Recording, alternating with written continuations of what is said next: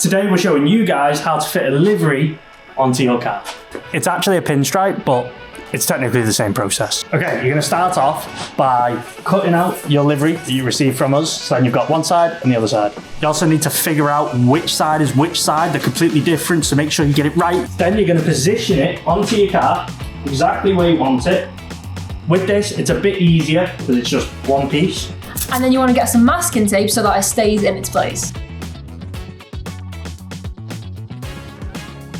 We're going to do this livery in one whole piece. Now that we've positioned it, we're going to put one piece of masking tape in the middle, and then we're going to tackle the back half and then the front half. We've also set in these little guides of masking tape just so we know exactly where the vinyl needs to be placed once we've got the backing paper off.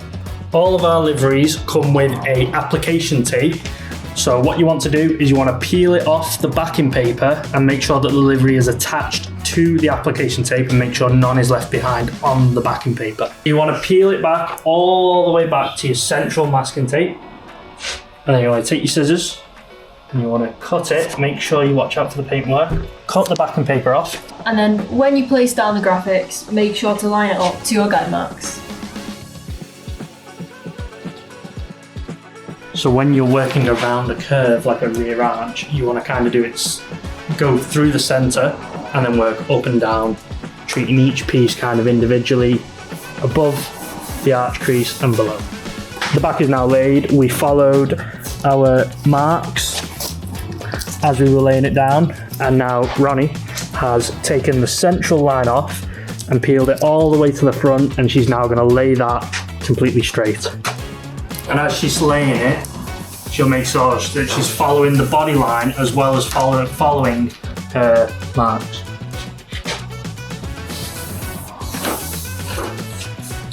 And then you want to take your Blossom branded squeegee and you want to squeegee the whole way down the vinyl, making sure that the vinyl sticks to the car.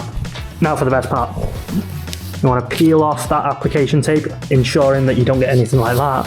We're making sure that the vinyl doesn't peel up and that it all sticks to the car. Make sure to take your time, unlike Veronica. You don't have to go this quick, but it's very satisfying. Ooh.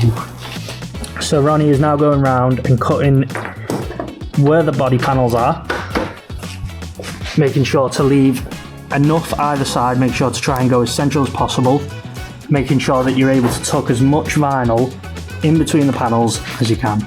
And she's going to heat gun it and work it in with her fingers. Make sure to not apply too much heat or else you can end up bubbling your paint or ruining the vinyl.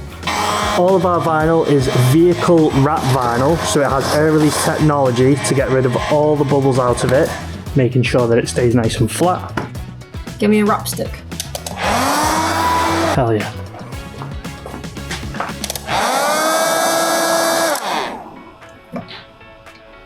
Once your livery is fully complete and fitted to your car, you want to go over it with a heat gun, and this just makes sure that the adhesion sticks to the car.